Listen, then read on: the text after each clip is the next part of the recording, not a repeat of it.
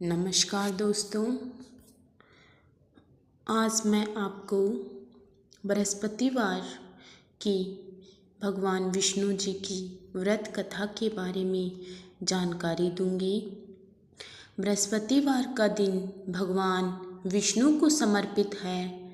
कहते हैं कि जो व्यक्ति हर गुरुवार को भगवान विष्णु जी की पूजा उपासना करता है, वह गुरुवार की कथा सुनता है। गुरु बृहस्पति और भगवान विष्णु की अपार कृपा उन पर होती है तथा उनकी सभी परेशानियां दूर हो जाती है। गुरुवार की व्रत कथा और पूजा के कुछ नियम हैं जिनको बड़ी ही सावधानी से पालन करना चाहिए। गुरुवार व्रत की कथा।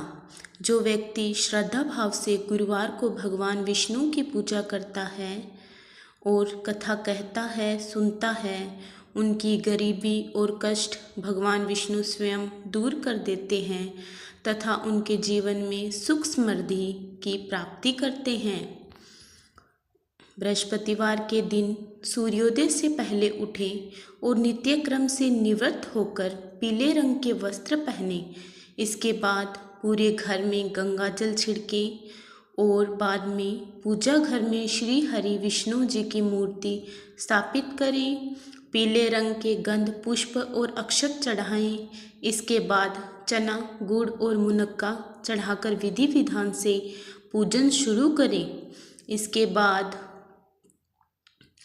धर्मशास्त्रार्थ तवज्ञ ज्ञान विज्ञान पारंग विविधार्थी हरा चित्तन्य देवाचार्य नमोस्तु ते मंत्र का जप करें और व्रत की कथा पढ़ें। कथा पढ़ने के बाद केले के पेड़ में जल चढ़ाएं।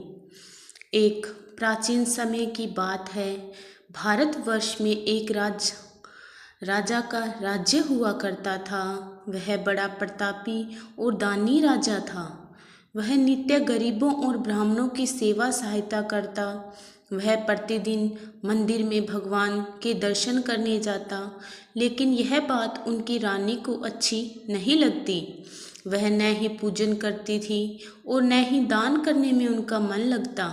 एक दिन राजा शिकार खेलने वन को गए हुए थे तो रानी और दासी महल में अकेली थी।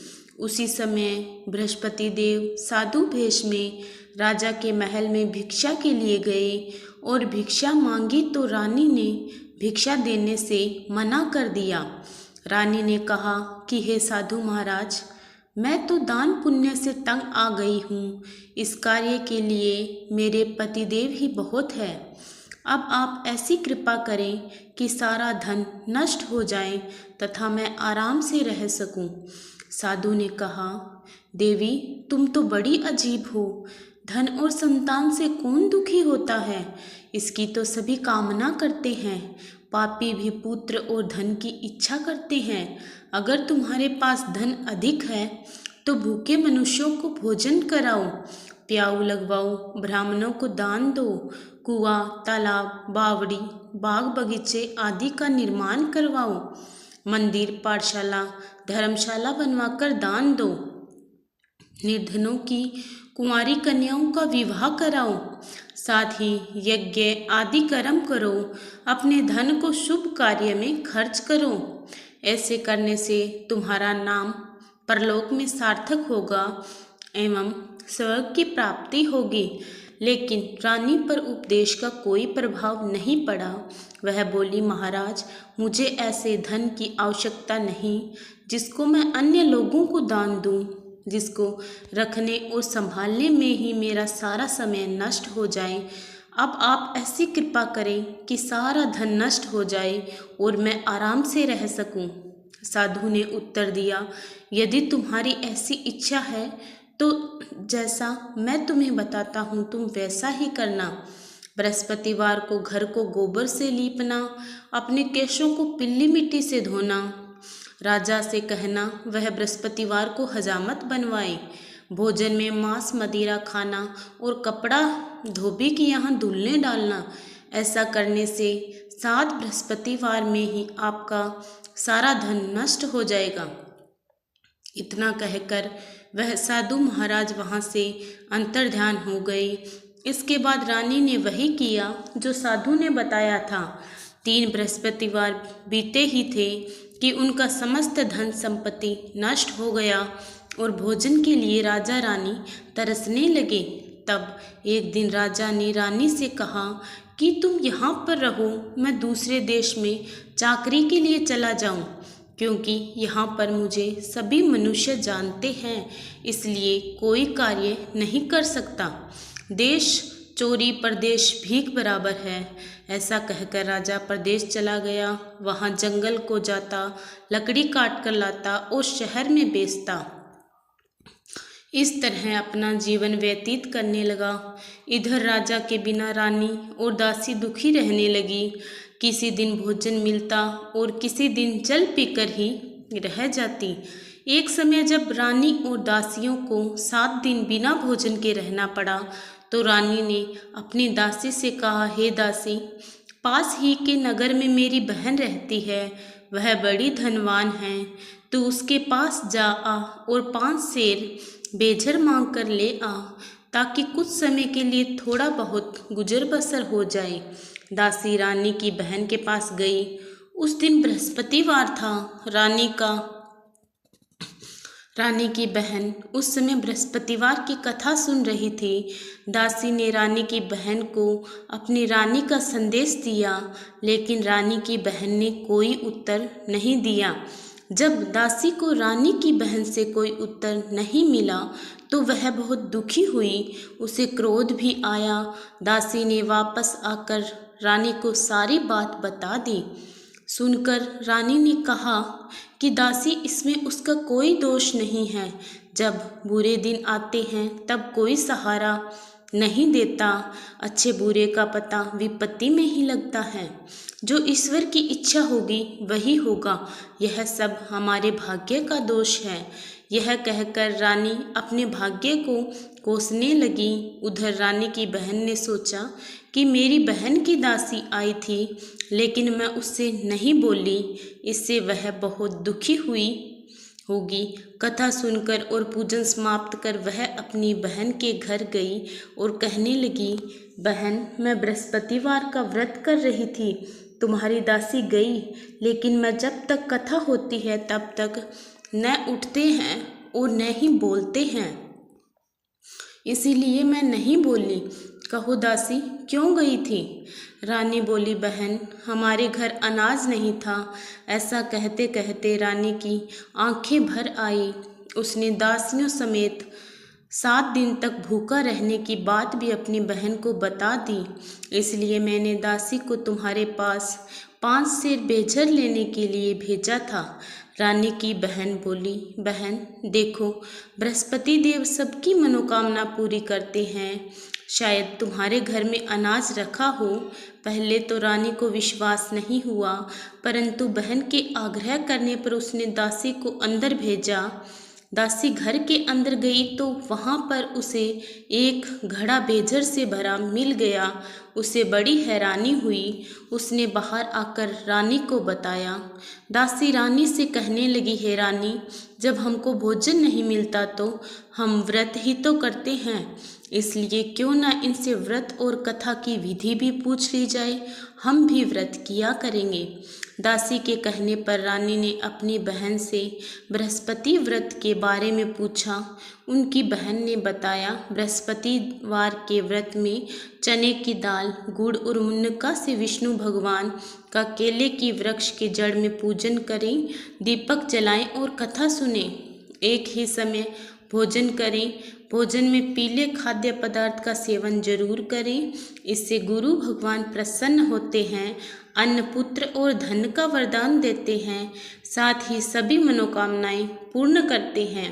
व्रत और पूजन की विधि बताकर रानी की बहन अपने घर लौट आई।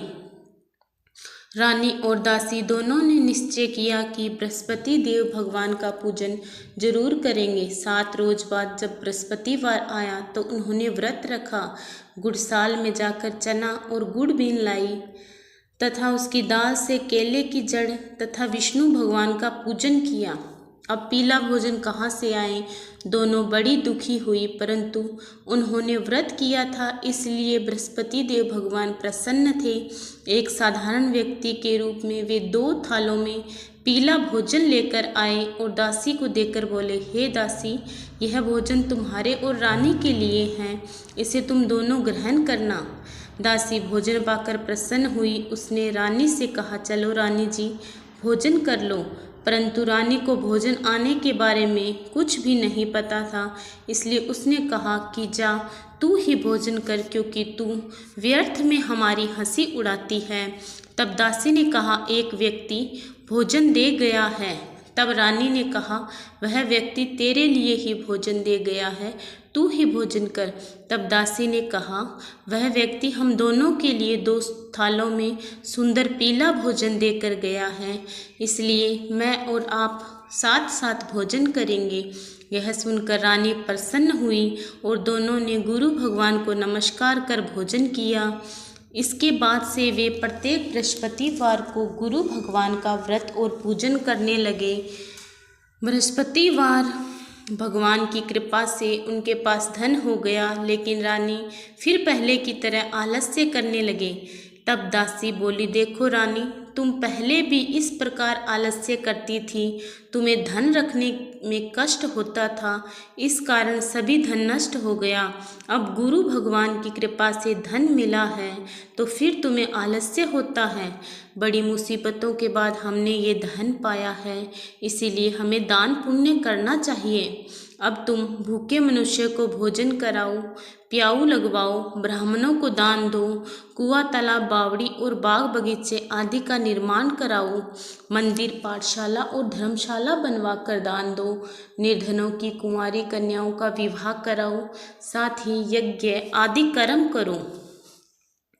अपने धन को शुभ कार्य में खर्च करो, जिससे तुम्हारे कुल का यश बढ़े और स्वर्ग प्राप्त हो और पितृ प्रसन्न हो।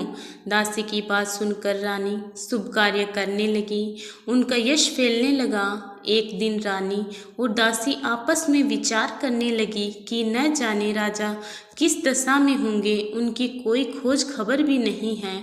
उन्होंने श्रद्धापूर्वक बृहस्पति भगवान से प्रार्थना की कि राजा जहाँ कहीं भी हो शीघ्र ही वापस आ जाएं। उसी रात्रि को बृहस्पति देव ने राजा को स्वप्न में कहा कि हे राजा, उठ, तेरी रानी तुझको याद करती है, अपने देश को लौट जा। राजा प्रातःकाल उठा और जंगल से लकड़ी काटने के लिए जंगल की ओर चल पड़ा। जंगल से गुजरते हुए विचार करने लगा कि रानी की गलती से उसे कितने दुख भोगने पड़े।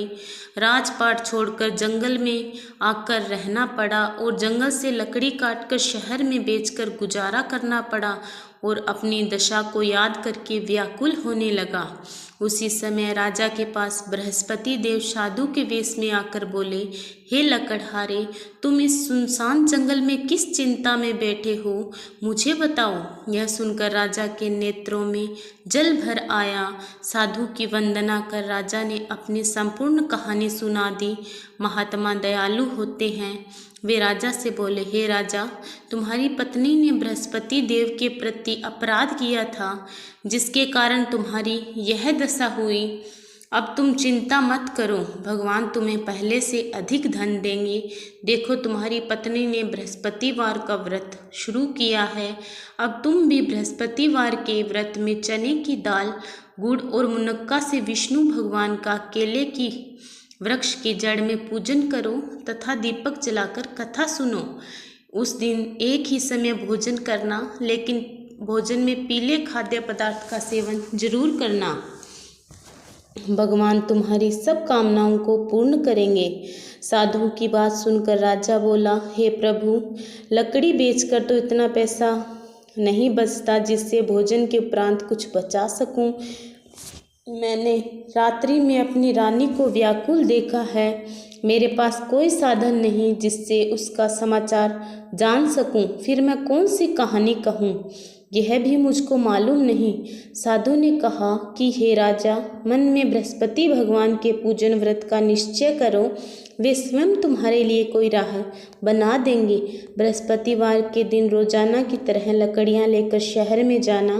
तुम्हें रोज से 2 गुना धन मिलेगा, जिससे तुम भली भांति भोजन कर लोगे तथा बृहस्पति देव की पूजा का सामान भी आ जाएगा। राजा ने ऐसा ही किया और उसको मनोवांछित फल की प्राप्ति हो गई। इस प्रकार जो यह कथा पढ़ता है, सुनता है, उनके सभी मनोरथ पूर्ण होते हैं। जय विष्णु भगवान। धन्यवाद।